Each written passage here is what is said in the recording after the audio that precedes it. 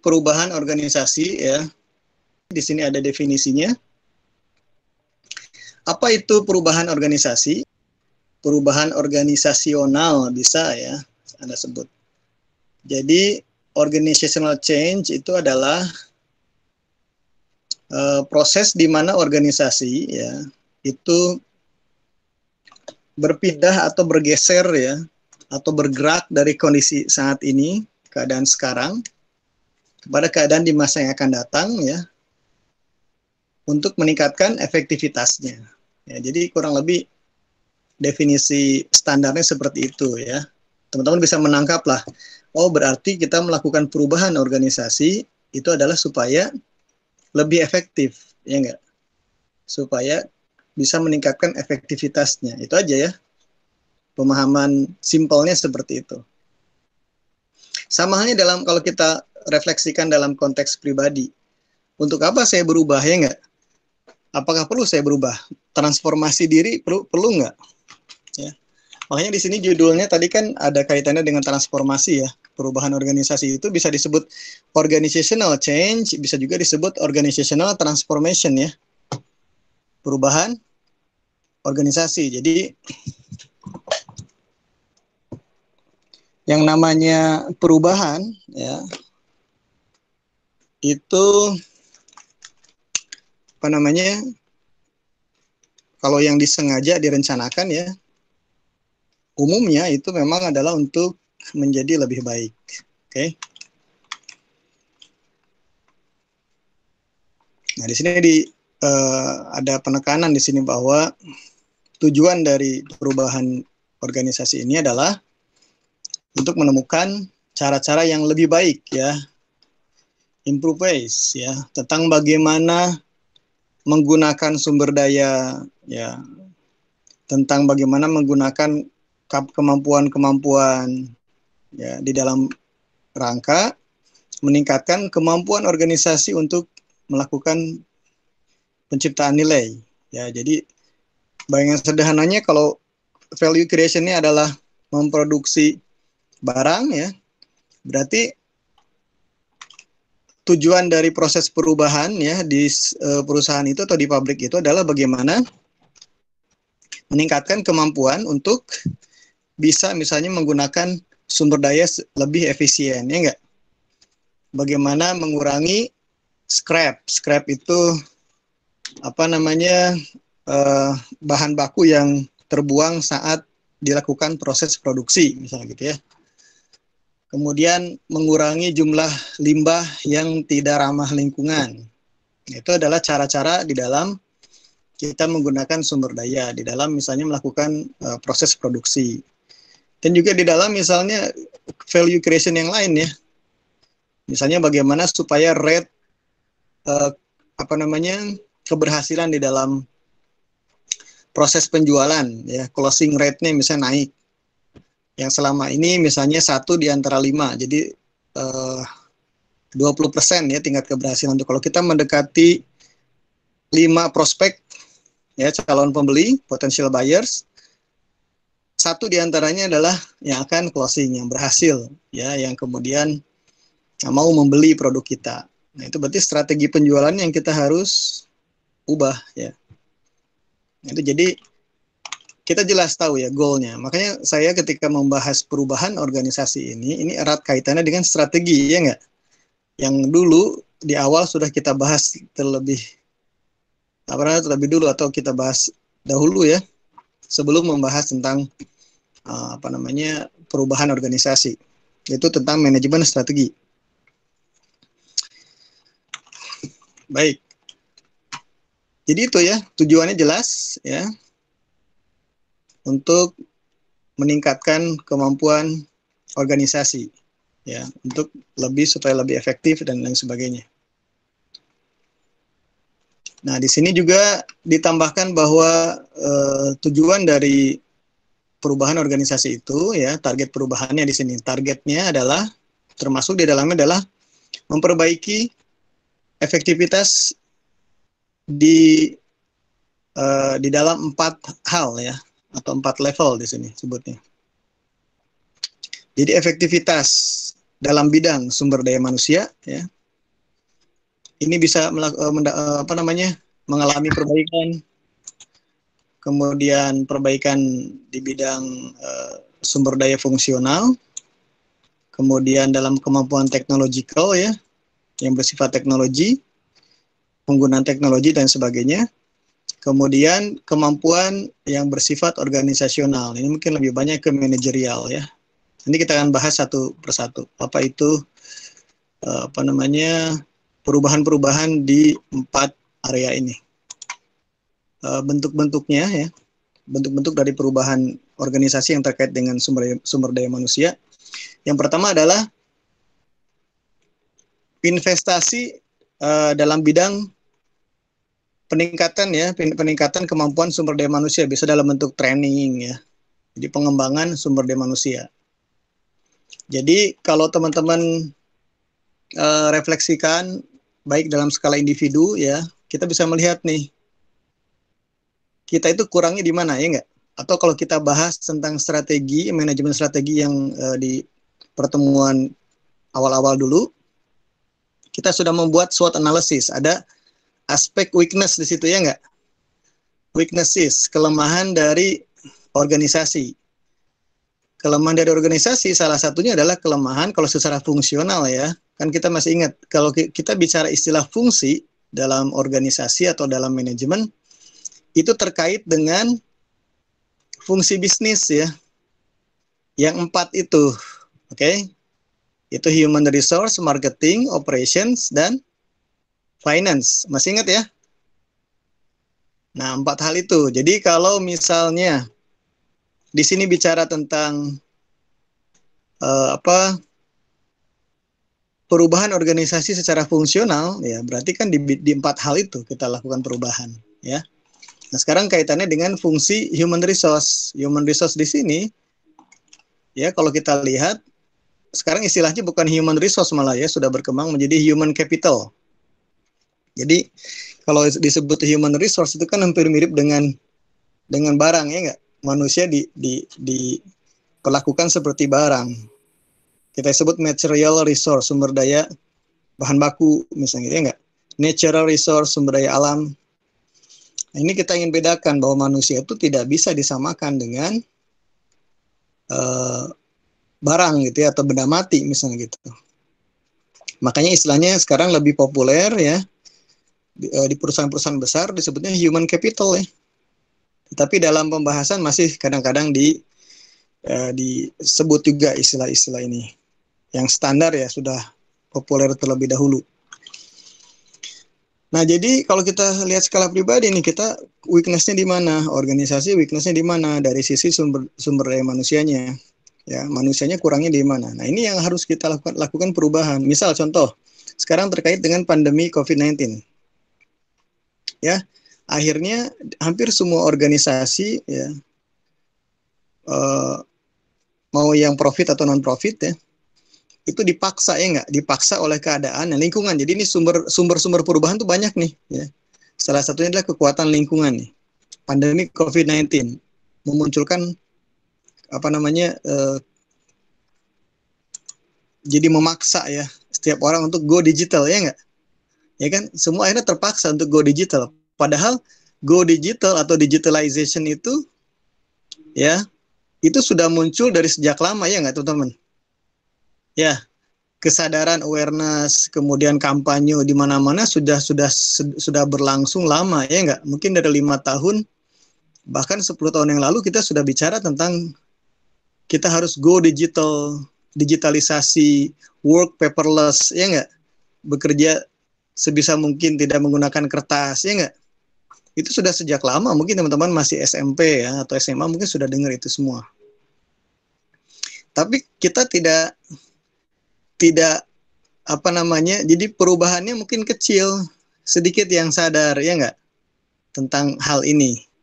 Sampai kemudian kita sekarang dipaksa, jadi tidak bisa memilih lagi, ya enggak? Tidak ada pilihan lagi. Sekarang kita harus, gitu. It is a must, gitu, ya. Kita harus benar-benar wajib melakukan yang namanya go digital. Maka semua kemudian bergerak, belajar bagaimana beradaptasi dengan proses bisnis dengan platform digital ya. Dosen harus seperti sekarang ya, pakai Google Meet atau pakai Zoom application ya, Zoom meeting dan sebagainya. Mahasiswa juga sama ya. Organisasi-organisasi besar, perusahaan-perusahaan besar pun sama kan, akhirnya mereka melakukan meeting, koordinasi segala macam kan nggak offline ya nggak. Nah ini artinya apa teman-teman? Ini perubahan. Nah otomatis sumber daya manusianya, orang-orangnya harus punya digital skills ya nggak? Harus punya technological skill, kemampuan bagaimana menggunakan instrumen-instrumen digital nih, ya tools-tools digital seperti sekarang.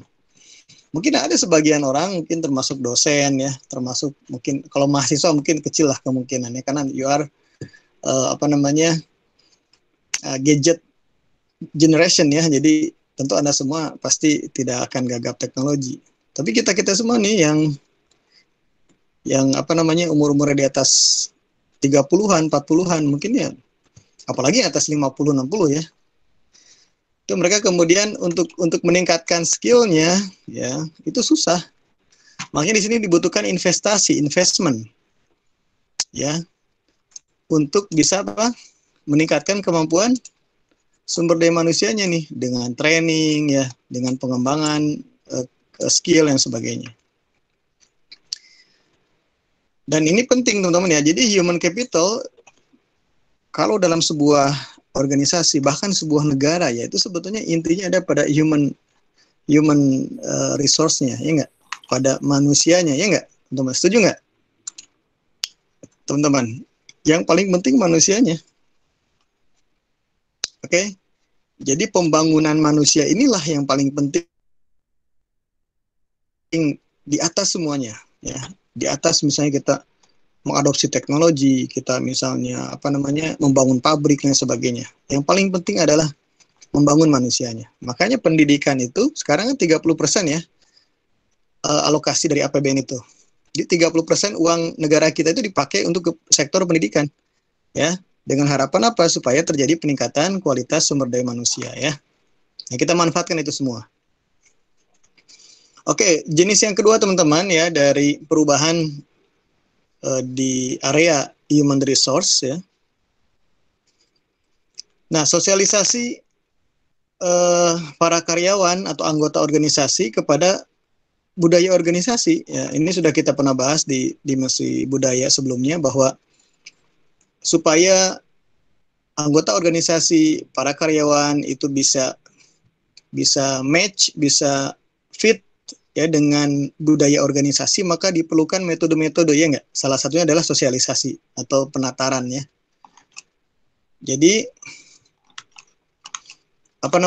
salah satu tujuan dari sosialisasi budaya organisasi ini adalah supaya ada terjadi perubahan ya, perubahan dari sisi mental ya, kemudian mungkin sikap ya, attitude dan lain sebagainya, dari terutama newcomers ya, dari anggota organisasi ini atau misalnya karyawan.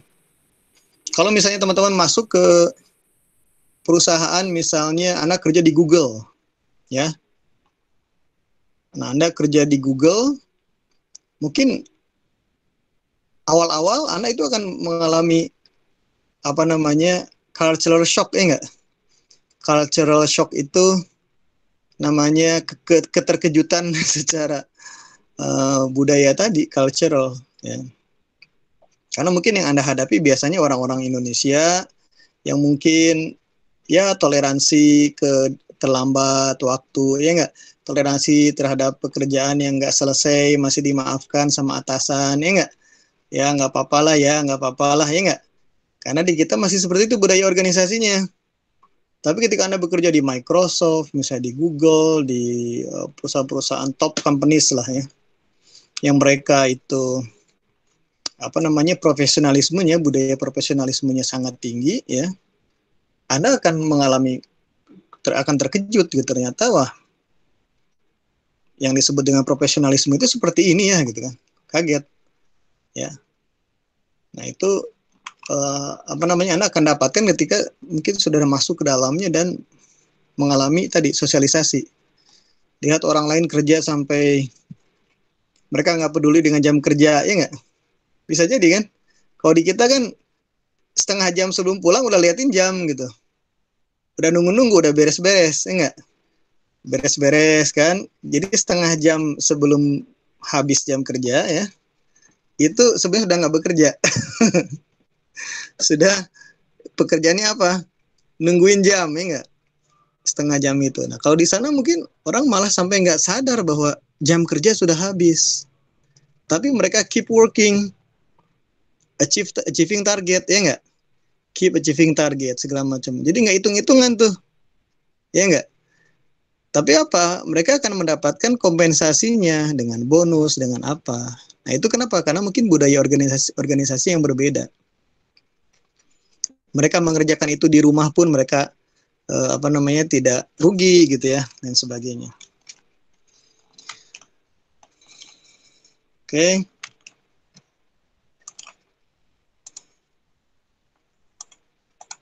Sebentar. Kemudian di sini bagian dari bentuk ya perubahan dalam area sumber daya manusia adalah misalnya di sini adanya perubahan dari sisi norma atau values ya, nilai. Tujuannya adalah untuk memotivasi ya, memotivasi atau menumbuhkan ya karakteristik dari si tenaga kerja atau karyawan di sini yang multikultural dan juga beragam ya. Jadi mungkin norma sama values-nya ada sedikit yang didesain ya supaya si anggota organisasi itu atau karyawan-karyawannya itu ya bisa menerima keragaman ya. Dia bisa menghargai perbedaan misalnya gitu ya. Nah, itu perlu ya dilakukan desain ya. Kita desain bisa. Misal contoh ya di Indonesia sudah bisa dimulai. Di Indonesia misalnya begini. Kalau pengucapan salam karena mayoritas umat Islam hampir 90% kita mengucapkan Assalamualaikum warahmatullahi wabarakatuh. Tetapi kita pun ingin mengakui keragaman bahwa ada pemeluk agama lain. Makanya kita tambahkan misalnya untuk yang non muslim ada salam sejahtera, ya enggak? Ada apalagi Om Swastiastu buat yang Hindu, yang tadi buat Kristiani misalnya gitu. Salam sejahtera, kemudian apalagi nama budaya kan untuk yang Buddha, ya enggak? Atau untuk yang kepercayaan atau Konghucu misalnya dan sebagainya, itu salam kebajikan misalnya gitu. Itu kadang-kadang suka ada tuh kalau dalam acara-acara kenegaraan resmi kita sampaikan salam itu. Nah, itu salah satu bentuk dari kita mengendorse atau memotivasi supaya orang itu punya karakteristik yang multicultural ya. Multicultural, kemudian toleran, ya, menghargai perbedaan, menerima perbedaan. Ya. Itu adalah bagian dari proses perubahan ya di organisasi. Mungkin kalau selama ini sangat homogen ya di organisasi itu, mungkin semuanya beragama Islam ya kan. Nah, sudah jadi mereka terbentuk ya dengan suasana yang homogen, karakteristiknya pun dia mungkin sangat homogen ya. Tapi ketika muncul ada yang baru-baru non muslim masuk gitu ya. Atau misalnya kalau di Amerika yang sangat kentara ya, yang sekarang juga dalam isu Pilpres kemarin masalah black voters ya, pemilih berkulit hitam. Atau termasuk sekarang yang wapresnya yang untuk sementara dinyatakan menang ya, Biden sama siapa? Harris ya, Kamala Harris. Nah, Kamala Harris ternyata dia backgroundnya adalah Jamaika dan India ya nggak? Jadi kulit hitam dan Asia gitu. Nah, di situ Demokrat mungkin dia, kalau kita lihat Demokrat itu lebih ke tadi multiculturalism ya nggak? Multikulturalisme. Jadi lebih beragam tuh. Makanya Obama pun ya nggak? Obama meskipun ibunya kulit putih, bapaknya kulit hitam, ya, itu bisa terpilih menjadi presiden dan itu mengubah sejarah di Amerika ya. Itu apa? Salah satunya adalah karena hasil dari apa? Hasil dari perubahan ya, perubahan organisasi level negara ya enggak? Mereka mengubah norma, mengubah values. Kalau selama ini mungkin norma atau values-nya di Amerika, ya teman-teman mungkin belum tahu ya, ada istilah namanya WASP atau WASP bahasa Indonesianya ya. WASP itu singkatan dari White, putih, kulit putih, Anglo-Saxon, Protestan ya. Jadi ada konvensi di Amerika itu tidak tertulis di dalam konstitusi, di dalam undang-undangnya negara Amerika tidak tertulis bahwa presiden itu harus WASP ya, harus kulit putih, harus keturunan Anglo-Saxon, yaitu dari Eropa. Kemudian harus Eropanya juga terbatas mungkin lebih ke Inggris ya, daerah situlah. Kemudian dia harus Protestan ya. Itu ada konvensi tidak tertulis ya, seperti itu. Nah, tetapi kemudian itu bisa berubah ya, adanya norma values yang diperkenalkan bahwa tidak harus presiden itu WASP misalnya gitu. Terbukti apa? Dulu John F. Kennedy ya, Katolik kan, terpilih. Meskipun itu satu-satunya ya dalam puluhan presiden Amerika. Yang sekarang kan ke-46 katanya. Nah, Barack Obama adalah yang pertama ya, yang berlatar belakang bukan white, pure white gitu ya.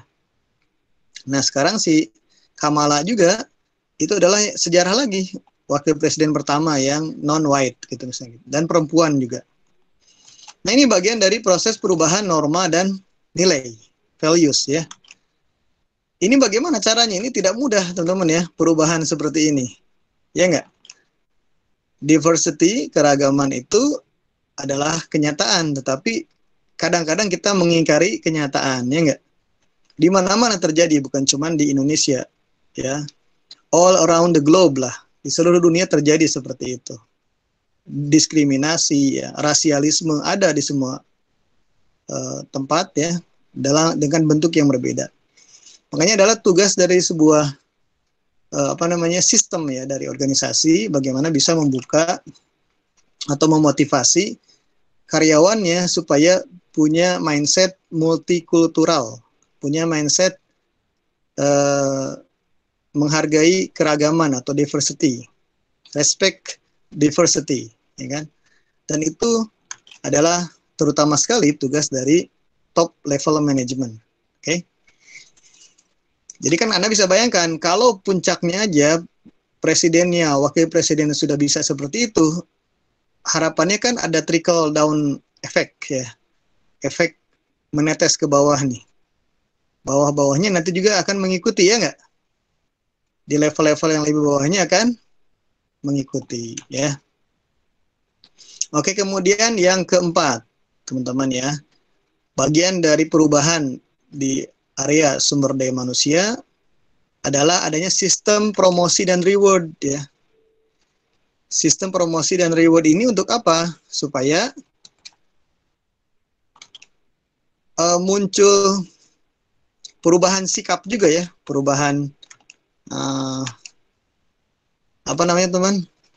Mentalitas ya.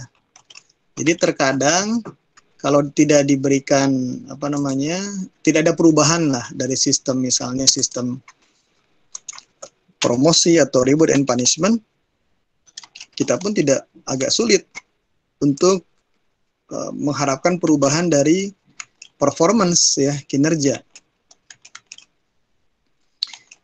Jadi misalnya begini, kalau teman-teman contohlah dalam kelas manajemen ya, di kelas seperti ini, kalau saya tawarkan bahwa siapa yang aktif ya, maka saya akan berikan tambahan nilai, bonus nilai, ya nggak? Akan berubah nggak sikap teman-teman? Ada ya perubahannya. Nah, itu bisa. Atau misalnya kalau di organisasi begitu, kalau misalnya mereka yang disiplin waktu atau misalnya achieve target, akan diberikan bonus ya. Mungkin jumlah yang telat masuk kerja akan berkurang, ya nggak? Nah, itu perubahan dalam organisasi. Mungkin jumlah yang closing closing apa namanya penjualan atau achieve target akan lebih banyak, yang lebih perform ya. Itu akan lebih banyak kalau kita mengubah sistem rewardnya, ya enggak? Nah, itu bagian ya dari proses perubahan organisasi. Nah, terkadang pimpinan itu atau business people nih, orang-orang yang memiliki perusahaan misalnya gitu, itu kadang-kadang entahlah, orang bilang katanya terlalu egois dan sebagainya. Kadang-kadang melihatnya satu sisi saja, jadi bagaimana untung saja ya. Contoh, makanya ada dalam pembahasan kemarin nih yang UU Cipta Kerja ya, kan banyak polemik karena nggak jelas nih komunikasinya. Muncullah banyak pendapat, atau ini merugikan tenaga kerja buruh, ya nggak? Sebagian bilang ini terlalu menguntungkan pengusaha dan sebagainya kan. Nah, ini coba kalau ada komunikasi yang bagus. Dan jadi sistem, misalnya kan gaji itu kan bagian dari reward, ya nggak? Bagian dari reward system. Ya, orang itu ya, rata-rata manusia itu adalah sensitif dengan yang namanya reward, ya nggak? Peka, suka dengan insentif, ya nggak? Nah, ketika Anda komunikasi tentang undang-undang itu yang terdengar kebanyakan adalah yang merugikannya, lebih banyak ke punishment jadinya, ya nggak? Misalnya jumlah pesangon berkurang, ya. Kemudian apalagi jumlah cuti berkurang, ya. Gaji pun misalnya berkurang. Nah, ini kebalikan dari reward system yang harusnya diperbaiki, ya nggak? Ini munculnya jadi apa? Lebih ke terasanya seperti punishment gitu, ya. Nah, kalau ini yang dipersepsi oleh kaum buruh, ya, maka reaksinya akan menjadi negatif, ya nggak? Mereka menjadi malas sekarang gitu, ya nggak? Ah, ini mah sekarang gue kerja lebih nguntungin pengusaha, ya nggak? Mereka udah kaya makin kaya lagi, ya kan? Misalnya gitu. Nah, ini muncul nanti sikap kerja yang kontraproduktif. Nah, ini adalah contoh bagaimana kita melakukan perubahan organisasi itu harus dengan apa namanya konsep dan cara-cara yang terbaik lah, the best gitu ya. Nah, seperti ini. Undang-undang itu harusnya mempromosikan apa? Mempromosikan perbaikan sistem, ya, perbaikan sistem. Sehingga nanti memunculkan apa? Perubahan sikap dari tenaga kerja, perubahan budaya dari organisasi yang menjadi lebih baik. Oke. Kemudian yang kelima ya. Nah, bentuk dari perubahan ya, langkah-langkah ya, di sini langkah-langkah yang nanti akan berdampak langsung nih kepada perubahan sumber daya manusia adalah perubahan di dalam komposisi tim manajemen tingkat atas ya, top level manajemen. Bisa. Jadi kalau misalnya di perusahaan, Anda sudah bekerja di perusahaan, kemudian ada informasi bahwa ada program perubahan organisasi ya di perusahaan Anda. Salah satunya adalah rencana untuk perubahan direktur ya. Jadi orang-orangnya diganti nih, direktur utamanya diganti, atau mungkin yang posisinya manajer naik jadi direktur ya. Kalau Anda tahu bahwa selama ini si manajer A itu adalah manajer yang bagus, yang peduli terhadap karyawan ya, kemudian baik gitu, kemudian juga bisa jadi role model. Nah, ketika dia diangkat menjadi direktur, senang nggak kira-kira karyawan semuanya? Senang ya? Nah, itu akan menciptakan apa? Perubahan positif dari si para karyawan ini, ya. Nah, ini bisa merubah ya apa namanya etos kerja ya dari para karyawan yang ujung-ujungnya adalah meningkatkan performance ya. Oke.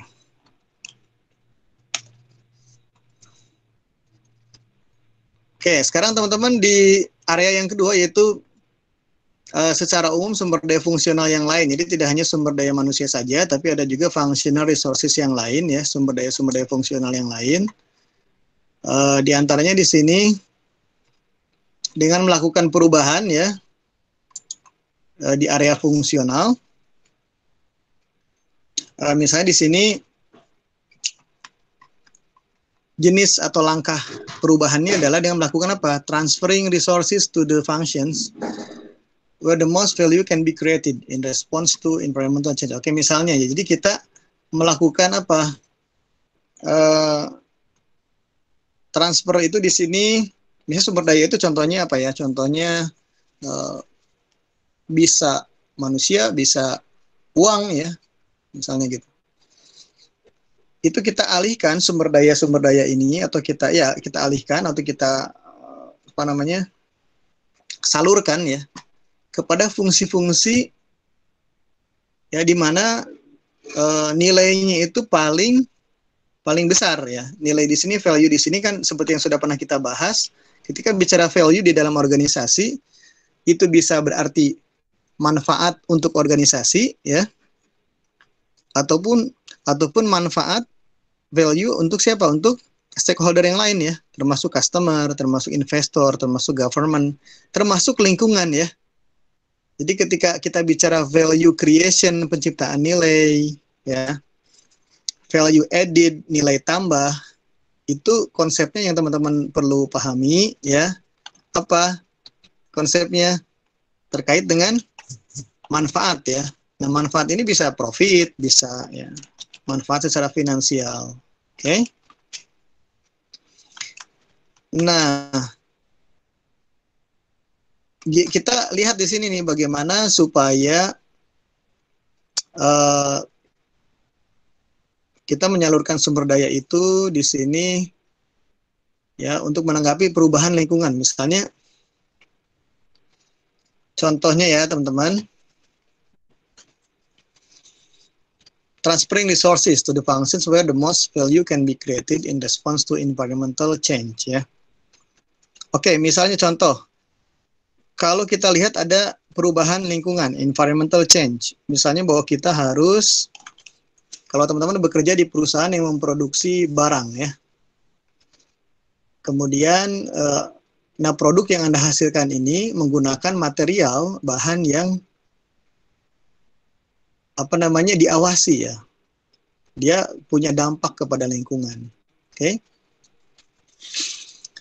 Nah ini sekarang aturannya muncul regulasi baru nih bahwa material yang Anda gunakan itu ya, itu sekarang harus misalnya sebisa mungkin ya teman-teman itu dikurangi penggunaannya. Oke. Nah, berarti apa teman-teman? Langkah yang Anda lakukan untuk melakukan perubahan di dalam organisasi, Anda bisa jadi kalau di perusahaan itu ada fungsi yang namanya R&D ya, Research and Development atau Litbang, maka Anda harus support si fungsi Litbang itu atau R&D itu, Research and Development itu untuk apa? Mengembangkan material substitusi ya nggak? Pengganti yang lebih ramah lingkungan, betul nggak? Jadi Anda transfer apa di situ? Transfer support. Support itu bisa dalam bentuk keuangan. Anda kasih dia, Anda danai itu penelitiannya, ya, pengembangannya. Gimana kalau kita ganti materialnya dari yang jenis A ke jenis B? Ya, itu kan butuh penelitian dulu, ya nggak? Nah, Anda support si tim itu, R&D tim itu, Anda support ya, untuk melakukan penelitian bagaimana kalau material B yang digunakan. Karena si material B ini ternyata lebih eco-friendly ya, lebih ramah lingkungan. Oke. Baik. Kemudian jadi itu ya, kita mensupport fungsi yang terkait langsung atau berdampak besar terhadap penciptaan nilai ya. Tadi nilai value creation contohnya adalah R&D untuk penelitian material yang lebih sustainable, yang lebih eco-friendly tadi ya, terkait dengan perubahan lingkungan. Contoh lingkungan tadi ya, untuk mengurangi polusi dan sebagainya. Oke. Nah, perubahan di area fungsional itu bisa juga dilakukan teman-teman dengan melakukan perubahan di sisi struktur ya, atau culture-nya bisa juga ya. Dan juga teknologi. Nah, teknologi bisa ya. Bisa saja misalnya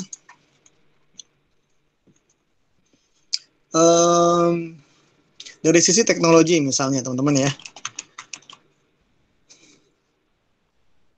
Kita mungkin tidak mengubah tadi untuk case yang tadi ya. Kita tidak mengubah materialnya untuk menghasilkan produk itu. Tetapi kita bisa untuk mengurangi misalnya dampak lingkungannya, kita mengubah teknologinya. Bisa ya. Sebagai contoh gimana teman-teman? Sebagai contoh kalau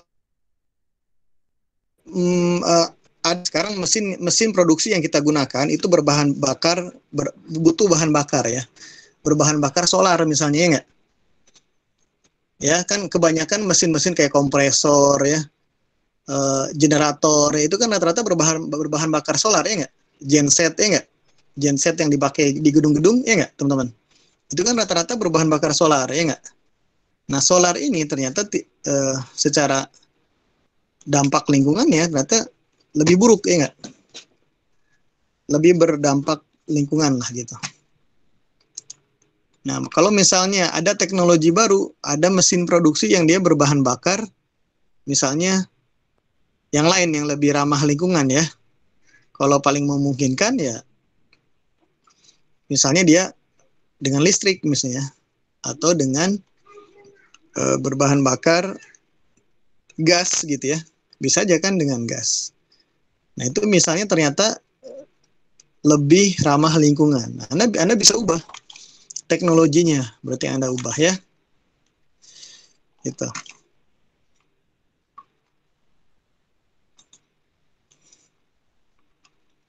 Nah, kemudian perubahan lingkungan juga itu bisa targetnya itu bisa perubahan dari aspek, oh ini masih kelanjutan ya, maaf ya, ini kemampuan teknologikal. Oh sorry, ini kemampuan teknologikal yang ketiga ya. Jadi kemampuan yang bersifat teknologi, ya. Misalnya apa? Wah ini kalau kalau teman-teman lihat sekarang yang berkembang contohnya adalah artificial intelligence, ya nggak? Machine learning, big data, ya nggak? Data mining, data analytics, data science, itu berkembang sangat sangat apa namanya jadi trending saat ini ya. Nah, bagaimana Anda bisa mengadopsi perkembangan teknologi tadi, contoh machine learning, artificial intelligence itu ke dalam proses produksi yang ada di tempat Anda, ya enggak? Misal ya untuk apa namanya supaya lebih efisien nih proses produksinya, Anda gunakan teknologi robotik ya. Bisa aja Anda menerapkan itu. Menggunakan misalnya lengan robotik ya, yang biasa digunakan tuh di pabrik-pabrik, di otomotif segala macam. Ya. Ini kemampuan-kemampuan teknologikal. Terus apa lagi? Anda menerapkan sistem informasi. Ya, sistem informasi terintegrasi, contoh ERP, Enterprise Resource Planning. Untuk apa? Supaya Anda bisa mengelola manajemen apa namanya? Bisa melakukan manajemen proses bisnisnya menjadi lebih terintegrasi, ya, mengotomatisasi proses bisnis Anda, ya. Sehingga apa? Ya Anda bisa lebih kompetitif ya, bisa memenangkan persaingan gitu. Ya, ini disebutnya core competencies ya. Jadi kemampuan teknologikal itu adalah kompetensi inti ya, core competence. Di sini ada istilah core competence ya. Jadi core competency itu adalah kemampuan inti utama ya yang langsung terkait dengan proses value creation, proses penciptaan nilai Anda. Ya. Jadi kalau Anda misalnya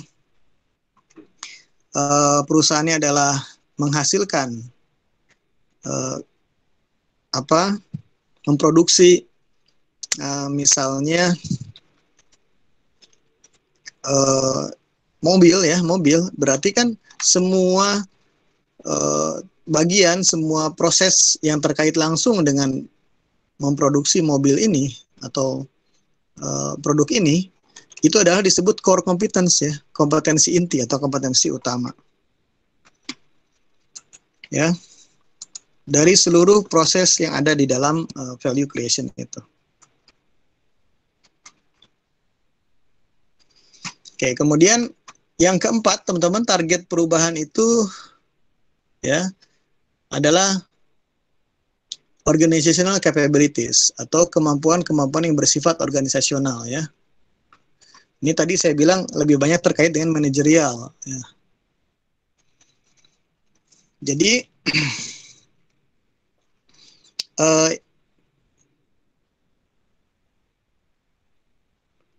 perubahan di area kemampuan organisasional ini, teman-teman ya, itu bisa terkait dengan culture-nya, bisa terkait dengan structure-nya ya. Nah, dengan cara perubahan organisasional ini ya, maka bisa ini terkait ya langsung dengan perubahan-perubahan yang terkait dengan bidang sebelumnya ya, dengan sumber daya manusia, dengan tadi functional resources, sumber daya lainnya, kemudian terkait juga dengan technological capabilities ya. Jadi kalau kita lihat kemampuan dari manajerial ini ya teman-teman, itu bisa dalam bentuk misalnya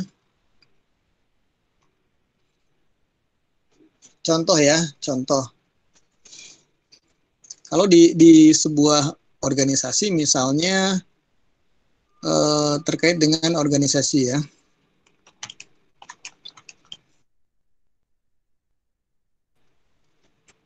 Misalnya meeting management ya, meeting management contoh. Oke. Nah, meeting management ini hal yang sederhananya, kalau di bahasa Indonesia kan manajemen rapat ya, teman-teman. Meeting management atau manajemen rapat ini itu adalah bagian dari organizational capabilities ya, kemampuan organisasional. Oke. Bagian dari managerial skills, keahlian manajerial, skill manajerial. Nah, kalau kita misalnya melakukan perubahan nih dari sisi manajemen rapat, ya. Contoh, rapat yang selama ini dominan offline kita ubah menjadi dominan online. Oke? Maka teman-teman akan lihat di situ dampaknya, perubahannya yang akan terjadi, ya enggak? Technological skill dari organisasi akan berubah enggak?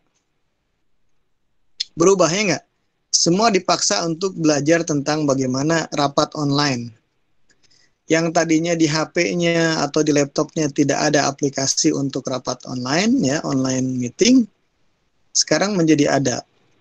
Ada perubahan sikap dari sisi human resource-nya, ya enggak? Orang-orangnya berubah sekarang, jadi more digitalized, ya enggak? Kemudian apalagi? Dari sisi functional resources yang lainnya apalagi? Mungkin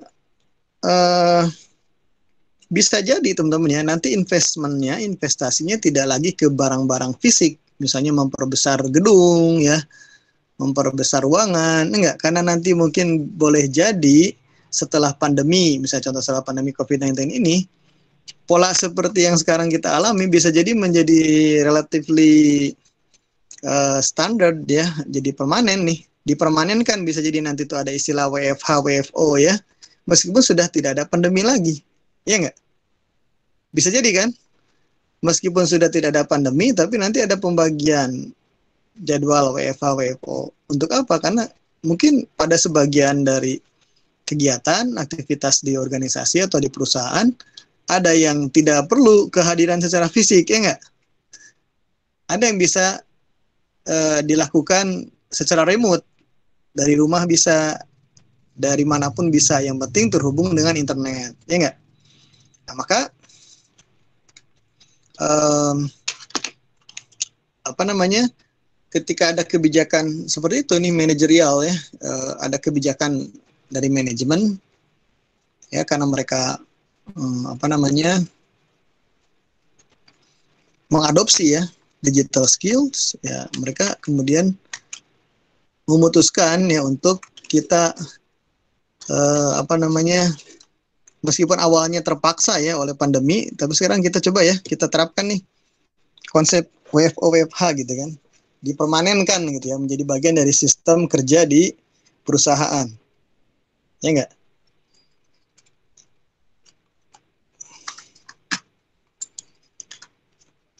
Nah ini akan berpengaruh teman-teman ya ke banyak hal ya. Bisa jadi nanti investmentnya bergeser dari yang semula kita bangun fisik ya, bangun kantor, perbaiki kantor, digedein kantornya ya, ruangan kerjanya, kubikelnya digedein. Sekarang enggak, sekarang mungkin dananya dialihkan ke mana? Semua orang dikasih dana pembelian kuota, ya enggak? Mungkin bisa jadi di-upgrade laptopnya masing-masing, disubsidi untuk beli yang lebih support, ya enggak? Dan sebagainya. Itu adalah organizational capabilities ya. Lihat di sini nih, salah satu tujuan adalah to exploit technological opportunities, ya enggak? Jadi ada peluang-peluang technological ya, teknologi-teknologi yang sedang berkembang sekarang itu exploit maksudnya digunakan ya, didaya gunakan nih. Kita gunakan untuk supaya bermanfaat ya. Jadi dengan adanya pandemi COVID-19 ini kita lihat nih sisi positifnya apa itu. Orang menjadi lebih go digital ya enggak? Nah, ini adalah opportunity, ini peluang untuk perubahan di organisasi ya enggak? Kita tunggangin kasarannya ya. Kita tunggangi peluang organisasi peluang teknologi ya. Gegara ya pandemi COVID-19 ini untuk perubahan organisasi ke arah yang lebih baik, menjadi lebih cepat go digital gitu ya. Itu adalah organizational capabilities.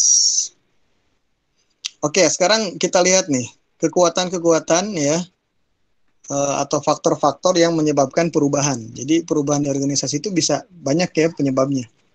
Ada kekuatan-kekuatan ya. Salah satunya yang pertama adalah kekuatan persaingan, competitive forces ya. Oke, mungkin teman-teman dulu pernah dengar istilah five forces ya. 5 faktor kekuatan versinya Michael Porter ya. Ini salah satunya ada ini terkait dengan competitive forces ya. Kekuatan persaingan. Jadi organisasi itu perlu berubah ya, teman-teman. Supaya apa? Supaya bisa minimal sama dengan pesaingnya atau kalau bisa lebih ya enggak? Melebihi dari si para kompetitornya, ya enggak? Setidaknya dalam beberapa hal ya. Yang pertama misalnya dari sisi efisiensi. Itu harus lebih efisien dibanding kompetitor atau minimal sama efisiennya. Dari sisi kualitas ya. Dari sisi kualitas juga kalau bisa sama ya. Malah kalau yang lebih baik adalah kita lebih berkualitas ya, dan juga inovasi. Kita kalau bisa lebih inovatif ya. Kalau tidak ya minimal sama ya dengan kompetitor. Jadi ini faktor yang menyebabkan kita harus berubah. Kemudian dari sisi economical, political, global forces ya. Dengan mungkin dulu sempat kita kenal ya dengan istilah PESTEL dulu, analisis di manajemen strategi ya. Itu adalah kekuatan ya yang menciptakan peluang dan tantangan. Nah, ini pun sama nih. Yang mendorong perubahan ekonomi, perubahan politik, perubahan global ya. Ini bisa mengakibatkan organisasi dipaksa untuk berubah ya, tentang bagaimana mereka memproduksi barang dan jasa ya, tentang bagaimana mereka memanfaatkan teknologi dan sebagainya ya. Bisa merubah banyak hal, bisa merubah strukturnya, kulturnya, strateginya ya. Oke. Ini contohnya apa? Untuk supaya bisa meningkatkan, memperluas pasar ke luar negeri. Kalau nanti perusahaan Anda, tempat Anda bekerja itu ingin go global, ya, maka Anda harus tahu bagaimana melakukan perubahan supaya bisa memperluas pasar Anda ke pasar di luar ya, pasar global. Kemudian karena nanti kita akan mengakses pasar global di luar nasional ya, di luar kita sendiri, maka kita akan berhadapan dengan perbedaan-perbedaan keragaman tadi. Ada budaya ya nggak? Negara tetangga kita aja bisa berbeda. Anda kalau berbisnis dengan orang Filipina, dengan orang Thailand, ya nggak? Bisa berbeda budaya ya nggak? Tapi kalau Malaysia, Singapura mungkin hampir sama lah. Oke. Kemudian Anda juga harus mungkin bisa jadi nanti Anda akan kedatangan para pekerja dari luar ya, dari luar negeri. Itu kemudian Anda juga harus mengadopsi bagaimana sistem kerja atau budaya organisasi yang lebih multikultural ya. Bisa juga perubahan demografik dan juga kekuatan-kekuatan sosial lainnya ya. Tadi contoh keragaman ya. Bisa juga faktor etika. Etika dalam hal ini yang sangat kental sekarang adalah terkait dengan lingkungan, ya nggak? Etika lingkungan. Ya, bagaimana kita lebih bertanggung jawab terhadap perilaku kita ya, yang berdampak negatif kepada lingkungan. Selain itu ada juga yang kaitannya dengan manusia, etika, misalnya hubungan atasan dan bawahan ya, kemudian tanggung jawab dalam hal ini mendorong si karyawan misalnya untuk melaporkan perilaku yang tidak etis ya, bisa dari atasan ke bawahan, bisa sebaliknya, bisa sesama satu level gitu ya. Ini untuk meningkatkan etika ya. Jadi perubahan-perubahan di organisasi banyak sebabnya ya teman-teman ya. Oke, sekarang ada istilah dengan resistance to change ya. Ada perlawanan ya, atau jadi ada yang tidak ingin perubahan ya. Nah, itu disebutnya resistances, perubahan hambatan-hambatan atau perlawanan terhadap program perubahan ya, terhadap maksud perubahan dari organisasi. Di sini kita lihat apa saja. Salah satu alasan kenapa muncul ya hambatan dari perubahan organisasi adalah ini nih, inersia. Itu apa sih? Is organizational inertia itu adalah ya kelembaman kalau dalam istilah fisika ya. Ya. Susah berubah nih, atau status quo bisa juga disebutnya ya. Nah, jadi salah satu alasan nggak mau berubah ada status quo, dia merasa nyaman ya, merasa nyaman dengan keadaan sekarang, tidak mau berubah ya nggak? Gitu. Nah itu zona nyaman lah kalau ini ada lagunya ya. Itu jadi nggak mau berubah ya. Sudahlah begini saja cukup gitu ya. Itu zona nyaman. Perlawanan terhadap perubahan ini bisa apa? Lowers an organization. Oke, bisa menurunkan efektivitas dari organisasi ya, dan bahkan menurunkan kesempatannya untuk survive ya, untuk bisa bertahan. Jadi sebagaimana dulu pernah saya sampaikan bahwa organisasi itu seperti makhluk hidup ya, seperti spesies makhluk hidup ya, itu bisa punah ya enggak? Bisa go extinction ya enggak? Bisa punah. Sebagaimana manusia pun bisa punah nggak manusia? Bisa ya, gitu. Kenapa? Karena tidak mau berubah. Jadi kuncinya adalah adaptability, ya, kemampuan untuk berubah. Kenapa dinosaurus punah? Ya, itu salah satunya dia tidak bisa mengikuti perubahan. Ya, yang sebagai kita nggak tahu lah apa sih perubahan yang terjadi saat itu. Ya, sebagaimana juga mungkin organisasi ada yang dulu besar, sekarang nggak ada, ya mati gitu. Yang kayak kemarin kita bahas Yahoo ya nggak? Yahoo kan dulu besar, sekarang decline ya. Bahkan sebagian operasinya sudah tutup gitu. Dulu ada Sevel, mungkin tempat nongkrong teman-teman, ada yang suka nongkrong di Sevel. Sekarang udah nggak ada ya.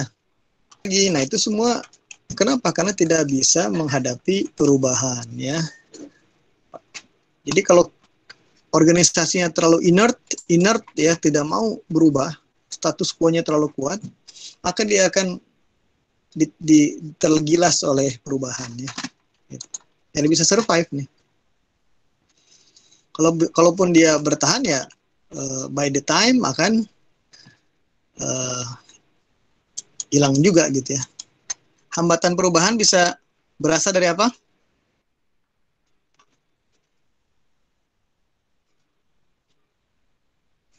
Konflik kepentingan ya, atau konflik terkait dengan power nih, power kekuasaan. Jadi bisa jadi kalau ada sebuah program perubahan itu kemudian mengganggu ya status quo dari kekuasaan, otoritas, misalnya si direktur itu berkurang otoritasnya ya, direktur A berkurang otoritasnya, atau manajer B dia berkurang otoritasnya, itu dia bisa jadi melawan perubahan itu ya nggak? Misalnya kalau hak untuk memecat ya itu dicabut dari setiap manajer, sekarang dikembalikan kepada direktur utama, bisa jadi si para manajer menentang karena itu kekuatannya dia, ya kekuasaan dia, bargaining position dia di hadapan para karyawan ya nggak? Karyawan jadi takut gara-gara si manajer punya otoritas untuk memecat ya nggak? Untuk mem-PHK. Ketika itu dicabut, diambil, bisa jadi konflik kepentingan di situ. Nggak mau si para manajernya itu ya nggak? Jadi mereka menentang perubahan itu ya. Contoh. Kemudian ada orientasi yang berbeda secara fungsional ya. Nah ini apa namanya? Misalnya tadi kalau kita lihat ya, marketing, operation, human resource, dan finance itu masing-masing tentunya punya functional goals-nya, punya tujuan fungsionalnya masing-masing. Ya, ketika ada sebuah program perubahan, rencana perubahan, itu mereka akan kaitkan dengan orientasi dari fungsinya masing-masing ya. Contoh finance itu dia lebih berorientasi pada apa? Penghematan ya enggak? Dia yang memegang duit, maka dia akan cenderung pelit ya enggak? Tapi ketika ada program perubahan, nanti akan kita alokasikan investment untuk training, diperbanyak training gitu. Ya, bisa jadi orang finance yang ngerti duit, ya yang ngerti uang, dia merasa bahwa wah sekarang kita butuh efisiensi kok, diperbanyak sih training, ya enggak? Padahal kita butuh perubahan apa namanya kemampuan sumber daya manusia. Mereka harus go digital. Mereka harus ngerti tentang bagaimana memanfaatkan teknologi. Dan itu butuh training. Tapi konsekuensinya adalah banyak uang perusahaan yang terserap ke sana. Nah, bisa jadi orang finance itu karena orientasinya berbeda, dia menentang. Ya enggak? Gitu. Nah, kemudian bisa juga bersumber dari tipe struktur yang mekanistik ya. Kita sudah bahas ini mekanistik structure, ya enggak? Saya tanya ke teman-teman, kok bisa mekanistik structure itu lebih resisten terhadap perubahan? Kenapa? Sistem yang kaku ya Pak? Ya betul ya. Saya di apa namanya sederhanakan, mekanistik structure itu sistem yang kaku ya. Kalau kita bahas kemarin itu dia berorientasi pada formalisme organisasi, nggak formalisasi. Kemudian lebih stabil keinginannya kan.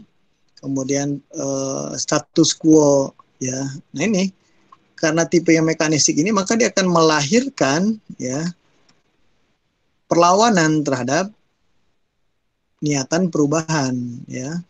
Udah nyaman nih misalnya dengan kalau misalnya sudah ada SOP nih, udah ada SOP, sekarang SOP-nya mau diganti ya enggak, ya kan?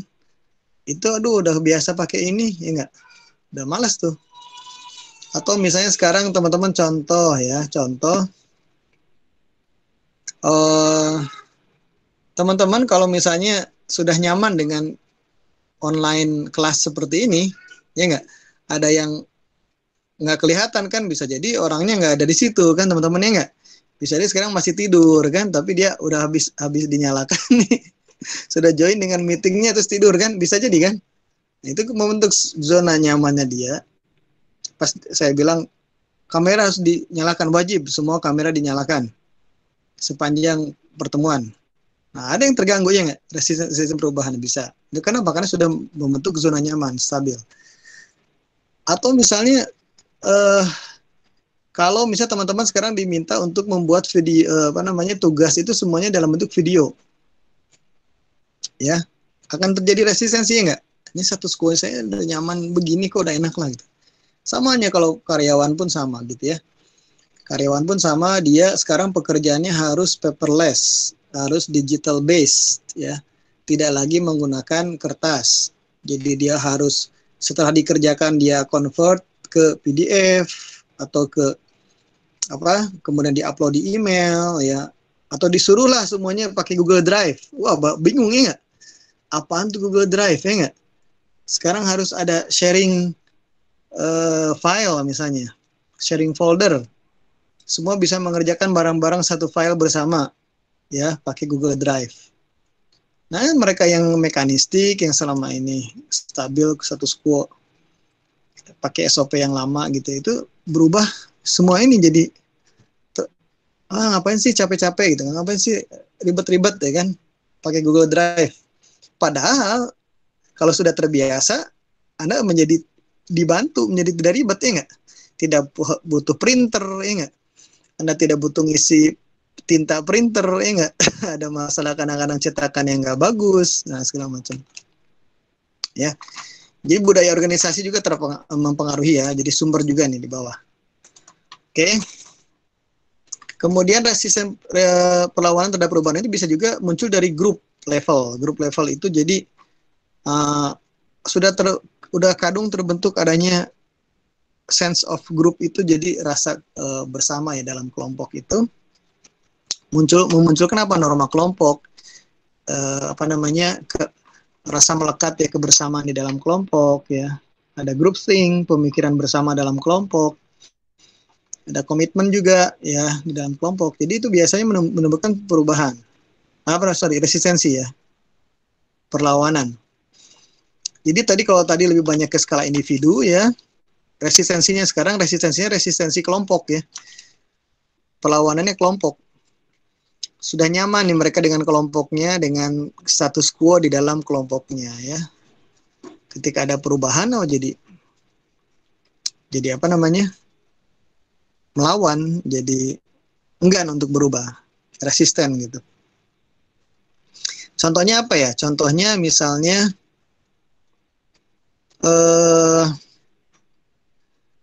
contoh misalnya di Amerika lah, kelompoknya Trump ya, itu dia sudah bahwa misalnya group thinkingnya mereka itu bahwa America first ya nggak, misalnya America first, atau misalnya white first ya nggak, white first gitu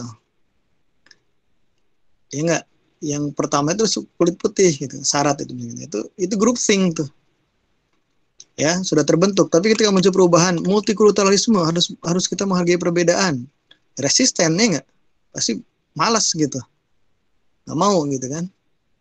Itu kelompoknya Trump misalnya gitu. Itu ada norma, mereka punya norma kelompok ya, mereka bersamaan kelompok mereka, pemikiran kelompok mereka gitu ya. Nah, kalau di perusahaan juga bisa begitu, ada kelompoknya si direktur A, kelompoknya direktur B, ada kan, geng-gengan bisa kan, ada muncul friksi-friksi begitu bisa kan. Ini orangnya si Bapak Anu ya nggak, ini orangnya si gerbongnya Bapak Anu, bisa di perusahaan itu.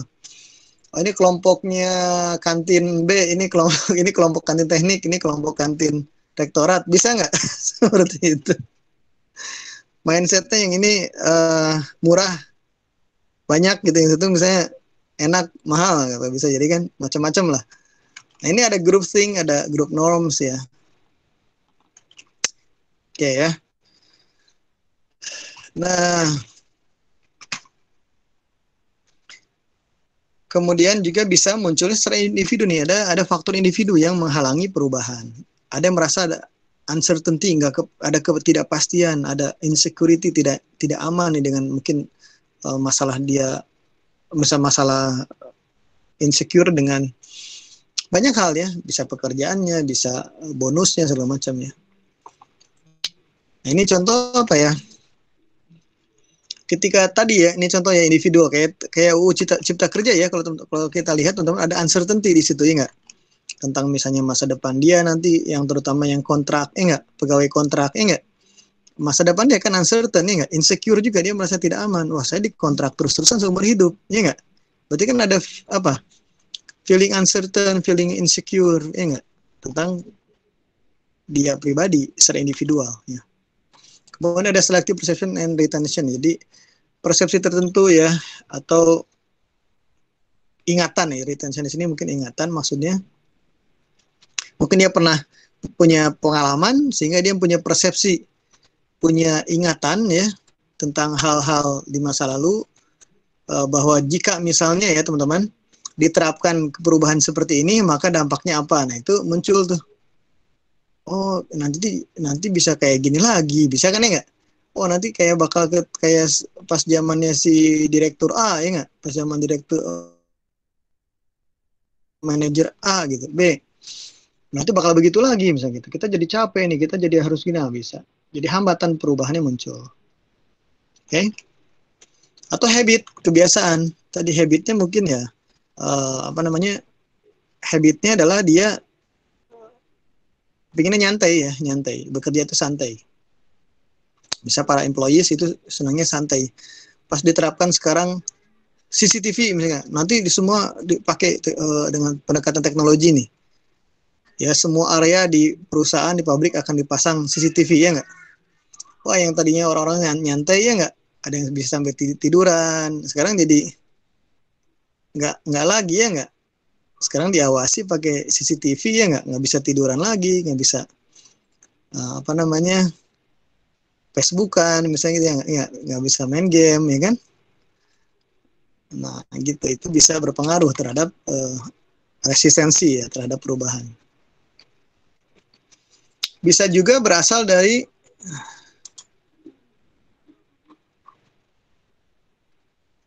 nah ini, jadi kalau dibuat diagram tabelnya, tabulasinya seperti ini ya teman-teman ya. Ada dua, ada faktor yang mendorong perubahan, forces for change, ada yang resistance to change, ada yang menghambat perubahan. Ya, ini tadi sudah kita bahas semua nih. Competitive forces, economic forces, political forces, ya global, social, ethical. Yang menghambat ini nih, organisasional, structure, culture, strategi, perbedaan di orientasi dari fungsional ya.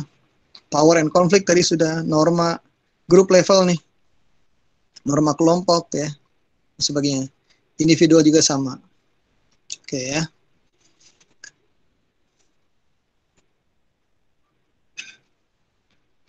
Oke, ini ada teori ya perubahan. Levin's force field ya. Medan ya, kalau itu medan perubahan ya, atau medan kekuatan ya. Tarik menarik lah, ya, tarik menarik, kekuatan tarik menarik di dalam perubahan. Ya. Ini kalau digambarkan seperti ini, teman-teman ya. Jadi tarik menarik antara dua kekuatan, itu kekuatan yang ingin berubah sama kekuatan yang tidak ingin berubah gitu ya sederhananya ya. Kalau digambarkan seperti ini nih. Ketika masih seimbang seperti ini nih. Kalau kekuatan yang ingin berubah, force for change, dengan kekuatan yang tidak ingin berubah atau hambatan, itu sama-sama kuat, maka posisinya seperti ini gambarannya ya. Maka performance pun masih di sini nih. Kalau yang digambarkan level of performance semakin ke atas semakin bagus ya, maka tidak akan berubah nih performance, tetap aja di sini ya levelnya. Oke.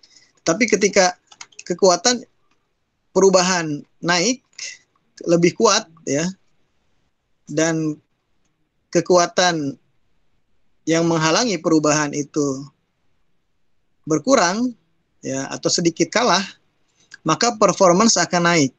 Nah, ditandai dengan nih ada gambar seperti tangga, itu tangga perubahan. Berarti ada apa di situ? Ada delta ya. Delta itu increment atau selisih ya. performance naik nih dari yang level ini nih, yang garis ini naik ke garis yang di atas di sini nih, sampai sini lah. Ya. Bisa dilihat ya di situ ya. Jadi perubahan itu bisa mendorong performance kalau kekuatan perubahannya lebih besar daripada kekuatan yang menghambat. Ini Levin's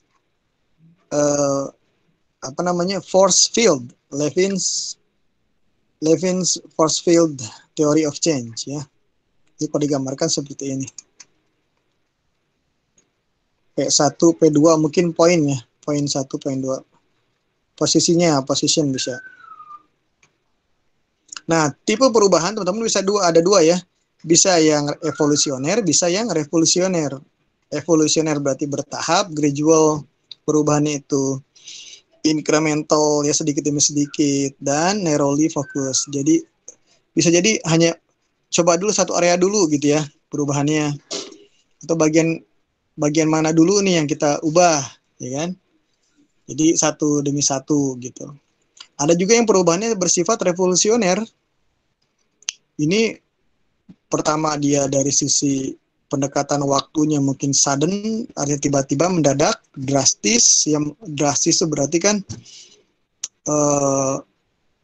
bisa mengubahnya itu dari level yang permukaan sampai ke yang substansi yang paling dalam gitu. Dan broadly fokus dan meliputi semua bagian ya, seluruh organisasi gitu.